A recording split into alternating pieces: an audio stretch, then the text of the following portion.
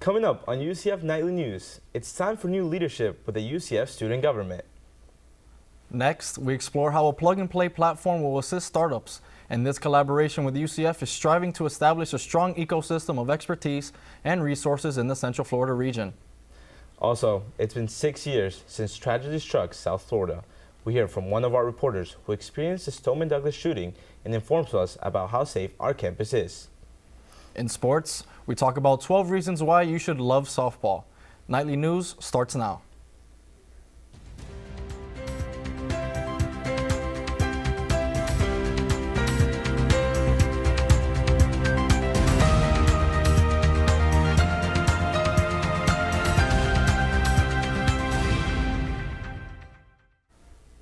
Good afternoon, and welcome to Nightly News. I'm Ronald Perretti. And I'm Nick Salvat. Today is Friday, February 16th, 2024. If you saw smoke in the area within the overnight hours, there is no need to worry. UCF PD is aware of the situation and has urged students not to call their number unless flames are seen. In a tweet, @UCF PD said there is no fire on campus and operations are normal. New year, new leadership. As we near the end of the 2024 school year, it's time for new beginnings with UCF student government. Applications for student government leadership positions are open till today at 5 p.m. Students can run for student body senate or president and vice president. Brendan Greenway is the current UCF student body president, and he says this role is impactful. Being in this role has really shown me that there's so much impact that you can have as a student here. And you know, there were some things that I wanted to change and some things I wanted to fix. I'm really proud of the year that we've had. We have 3 more months left, but it's been really great so far. To apply, go to the Student Government Knights Connect page. Elections will take place from March 11th through the 13th. For more information, you can email the Supervisor of Elections at sga_ec@gmail.com. A new way of starting businesses is making its way to Orlando.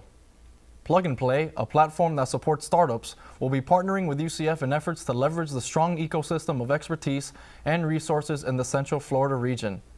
Its goal would be to foster partnerships and create new opportunities that align seamlessly with Orlando and Central Florida, according to a statement from UCF. Jake McGee, head of Orlando Corporate Partnerships, says this is a great opportunity for students to get involved.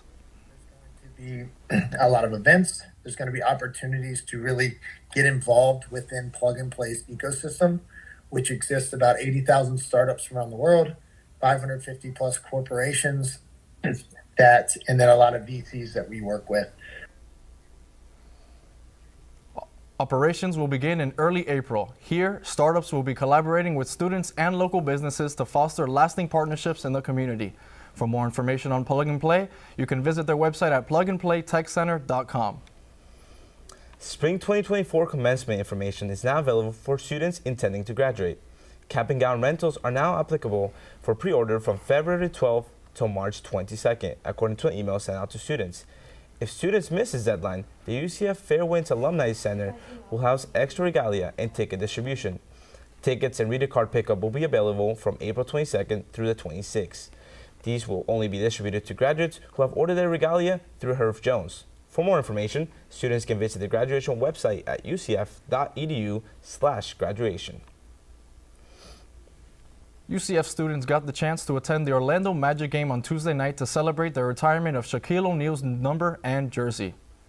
UCF's Ginsburg Center for Inclusion and Community Engagement gave out 40 free tickets for the Orlando versus Oklahoma City Thunder game. Attendees had the chance to watch a night of basketball and celebrate the legacy of Shaq. Entertainment management major William Torro says witnessing history right before his eyes was one of the most amazing experiences ever. I feel like Shaq represents just a true mark on sports, considering he brought the Orlando Magic's name out of the gutter and really put it on the map and just allowed for Orlando to have its name and not to just be known for Disney or Universal, but for an amazing basketball team as well. Students like Torro say that athletes like Shaq continue to inspire future generations and keep all of Orlando rooting for the Magic. UCF's Black Men in Medicine organization is raising awareness for sickle cell disease for Black History Month. Their impactful initiatives, including fundraising for Sickle Cell Gala, shed light on a critical health issue in the Black and Nearly brown 4 community. years ago. Reporter Cassie Wilkins provides insight into how Black Men in Medicine is making a difference. Contributed to a sickle cell awareness gala by raising funds through candy, Valentine's, and Black Friday events. Through discussions and speeches, Black men in medicine showed support to those affected by sickle cell disease. Jamela Williams, a passionate advocate and individual living with sickle cell, emphasizes the critical need for increased dialogue and awareness surrounding this condition. We are under-researched, underfunded, and we do not talk about sickle cell enough. According to the CDC, 100,000 Americans are impacted by sickle cell disease, while it occurs in 1 out of every 365 African American births. According to hematologist nurse practitioner Maya Bloomberg, healthy red blood cells are smooth and round, but sickle cell individuals experience transformation due to dehydration, infection, or extreme temperatures. Abnormal hemoglobin causes cells to shift from a healthy shape to a shape that is long, sticky, and clumped together. This alteration hinders blood flow, resulting in severe pain. Bloomberg says that she feels sickle cell is the greatest health and racial disparity in modern medicine. At our healthcare system in general, it's very discriminatory to chronic pain, and then compound being a person of color, it's even worse. So we have providers who don't fully understand sickle cell and just view it as a disorder that causes pain and anemia, when in reality it can cause head-to-toe complications, and your own implicit bias that unfortunately can impact the care and treatment for individuals with sickle cell. Black Men in Medicine will continue spreading awareness for sickle cell disease throughout the month of February. In Orlando, Cassie Wilkins, UCF Nightly News. The FDA just approved 2 sickle cell treatments in December of 2023. They are the first cell-based gene therapies for sickle cell disease in patients 12 and older. A new CDC protocol looks to make waves in the medical field. For the first time since 2021, the agency will loosen its guidelines for those who contract COVID-19. Nightly News reporter Reina Nieves looks at the implications these new guidelines will mean for UCF students on campus. The COVID-19 pandemic ravaged through the world, killing nearly 1.2 million people in the United States, according to the CDC. Now the agency says they're considering lowering the isolation period from 5 days to 24 hours if you're fever-free without medication.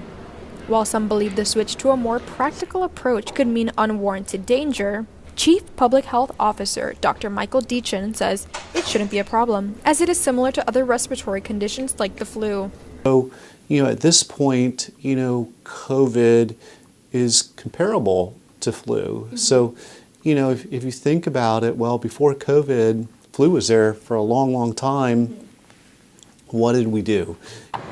With the new guidelines on the horizon, UCF officials still say that COVID is still present despite new treatments. Students like civil engineering major Colby Brookshire welcomes these new guidelines, but believes it's up to the UCF students to make them work. People make smart decisions about where they're going after quarantine, and not trying to, maybe not going, in the student union or something like that. Personally, I think the 24-hour quarantine period is fine.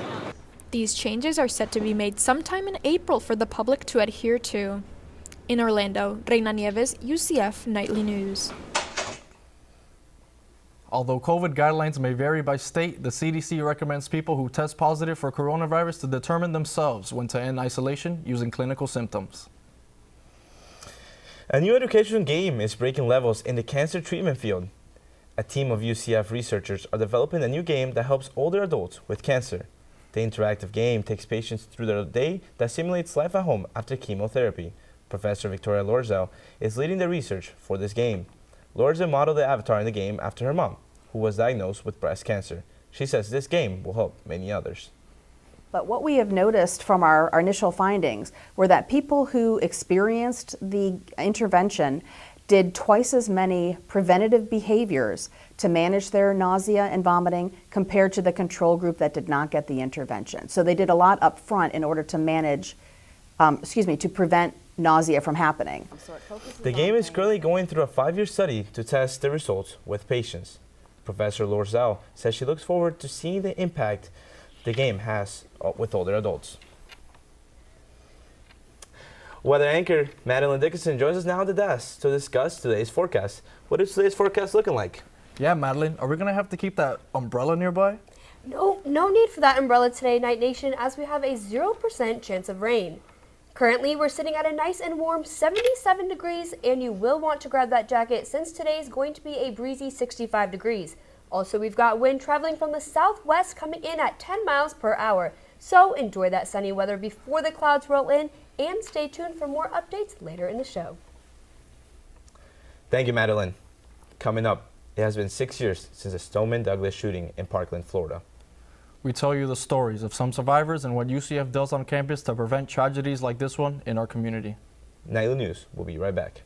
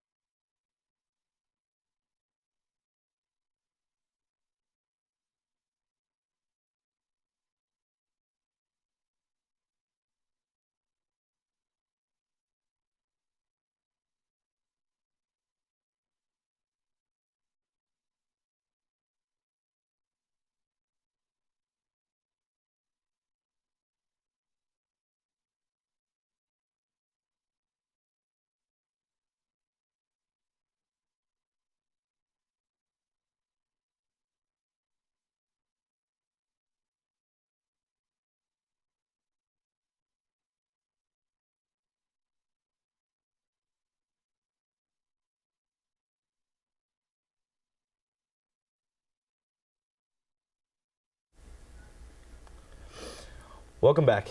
Reporter Isabella Benjumea now joins us in the studio to tell us about a story that hits close to home for her. She was 14 years old when she lived the 2018 Parkland shooting, and she spoke with UCF PD to see what measures are being taken on campus to protect our community from tragedies like this one. Thank you, guys. This past February 14th was not just Valentine's Day. It was also the 6th anniversary of the Stoneman Douglas high school shooting in Parkland, Florida. This tragedy hit close to home because I was a freshman at Stoneman Douglas, sitting in my English class when this tragedy occurred right outside my classroom. The horrible things I had to hear and see have not only haunted me for the past 6 years, but also other students who have moved away from Parkland, advanced to college, and now live their lives as gun violence survivors. I spoke with some of them, as well as with the UCF Police Department, to know what they're doing to keep UCF students safe on campus. Stopped that day, and I never really got it back until, years and years later. 6 years. That's how long it's been since 17 people were killed in Parkland, Florida. Out of a horror movie is the way Melissa Camillo described it. And you see families screaming for their kids, and police officers telling you to run and not look back, and kids screaming because they're hurt and stuff like that. The shooting lasted a few minutes, but the trauma has remained with them. Those first few weeks and that first couple months was the hardest thing. Figuring out, why am I still here? Why am I chosen to, continue? That why is what has kept them going for the 17 who couldn't. That's kind of the moment that it hits, where you walk outside and you see people your own age dead on the floor. 6 years ago, a day that was supposed to be a celebration of love turned into tragedy for South Florida. UCF Police hopes our community never has to experience a situation like that one. But in the case we do, they have prepared an active threat response training that can be found in their website, as well as more information on how to stay safe. This, along with the UCF Police Department's threat management team, which consists of detectives, analysts, and a mental health clinician, actively investigate any potential threats to campus or persons of concern. As much as I feel safe at UCF, there is always that possibility that it could happen again, and that's something that runs through my mind almost every day. Regardless, Melissa wishes she could talk to her 15-year-old self and say, "You're gonna come out strong. You know, you're gonna overcome this. This isn't permanent. Keep living."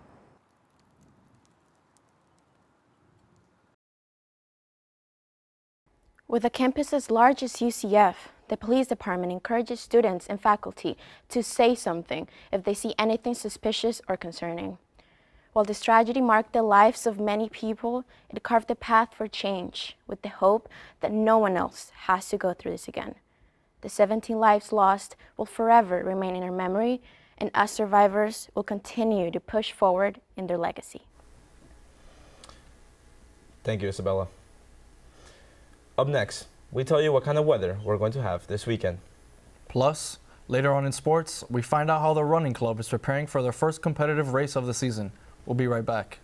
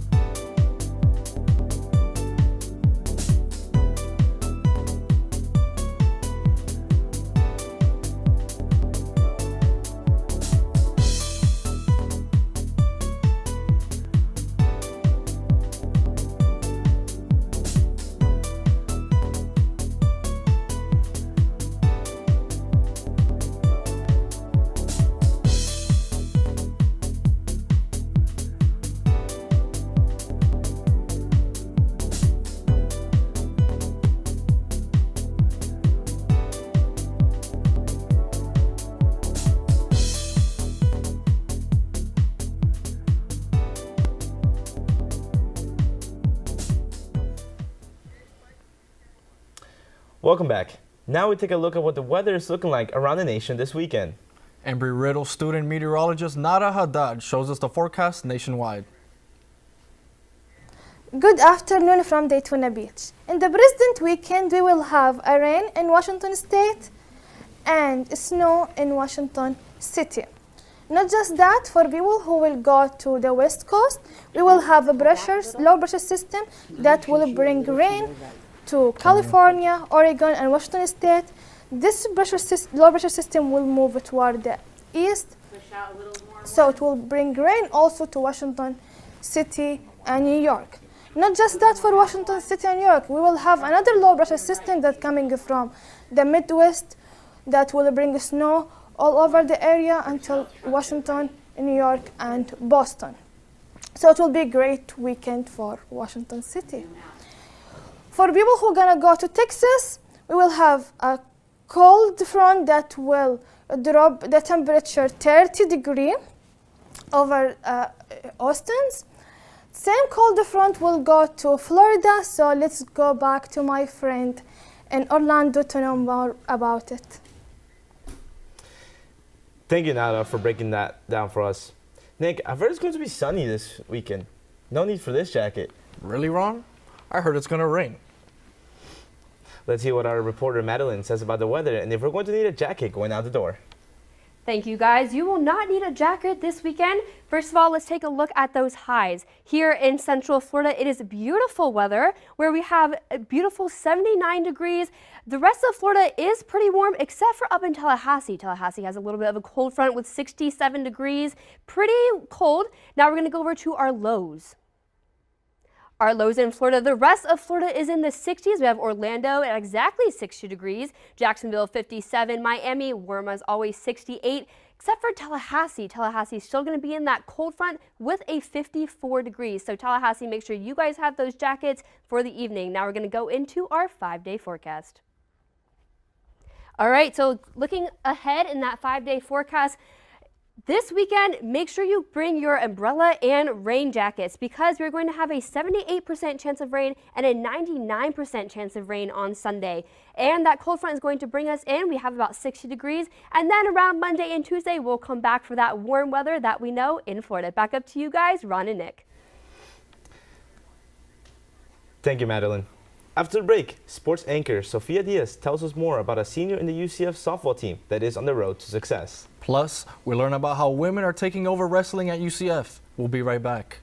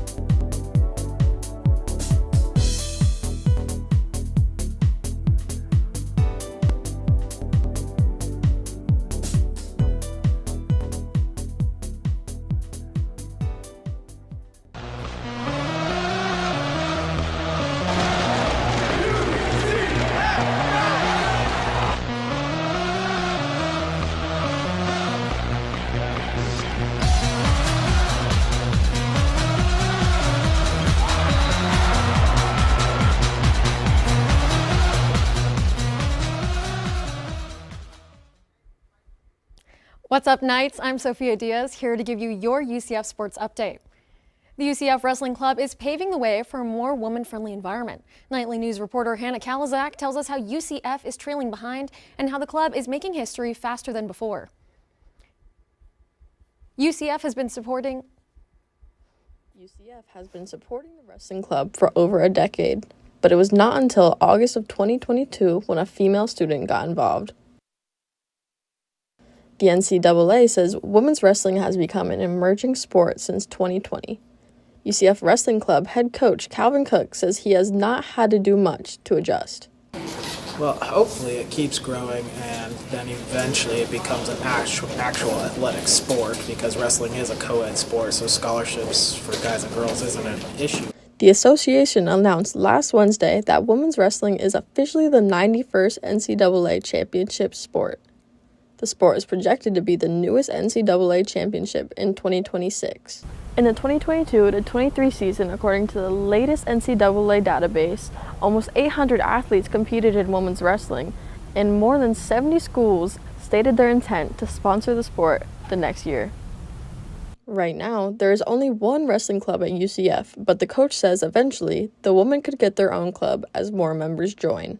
Catherine Meza is a part of the club, and she says from starting with 2 women 2 years ago to now having 6, the team has high hopes. As long as you're mentally strong and you want to achieve great things, you have to just show up. And as long as you're there, you can grow in so many ways. Although the UCF club is not an official NCAA team, they are a non-profit student-run organization in the National Collegiate Wrestling Association. To maintain qualification, they must travel and go against both NCAA and NCWA teams. In Orlando, Hannah Kalazak, UCF Nightly News. The conference and nationals tournaments are the last 2 stops for the UCF club. If you want to join or learn more, go to www.knightswrestling.net. After a race this past Saturday that saw multiple members place, the UCF Running Club is gearing up for their first big race this Saturday in Tampa. Nightly News reporter Nick Salvat spent time with the team this week as they prepped for the big race. 3, 2, 1, go! No, she wanted to say go. UCF Run Club is off to a hot start, starting off the season with their annual Run for Love, giving all of its members the opportunity to get ready for the season.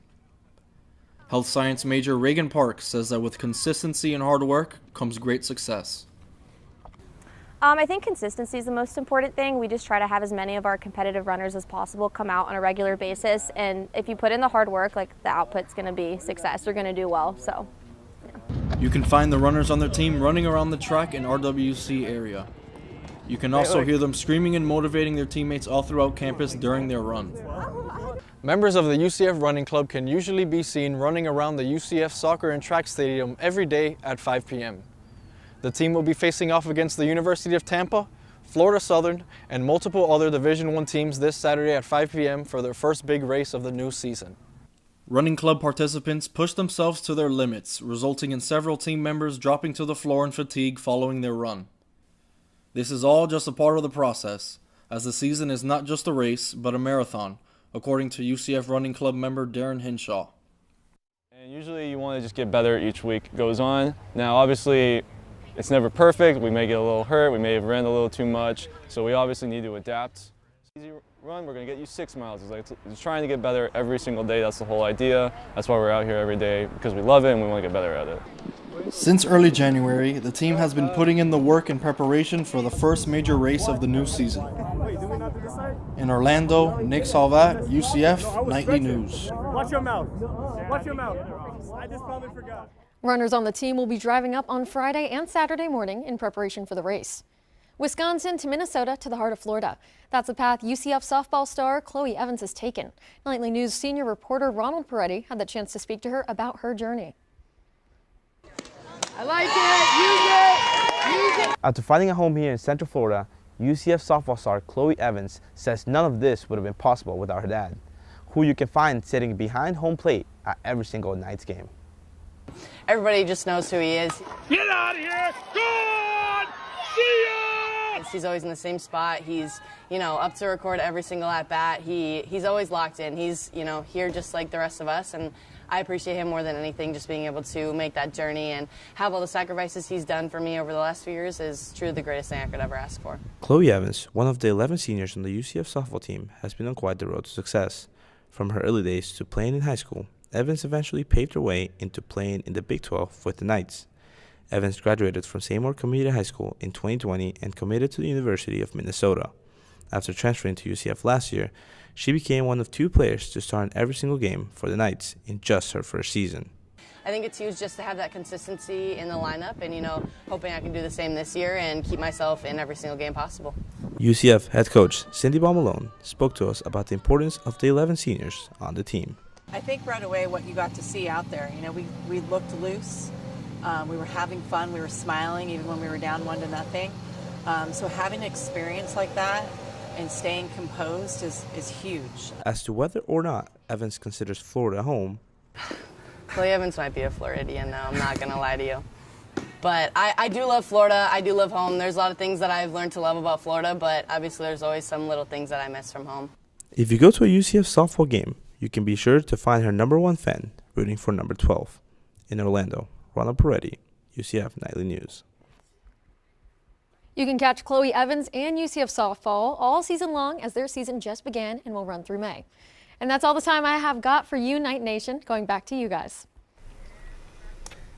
Thank you, Sophia. That's our time for right now. Thanks for joining us. Keep up with us during the week on our website, nicholsonstudentmedia.com. And if you've got a story idea, send it our way. Thanks for watching and have a great day.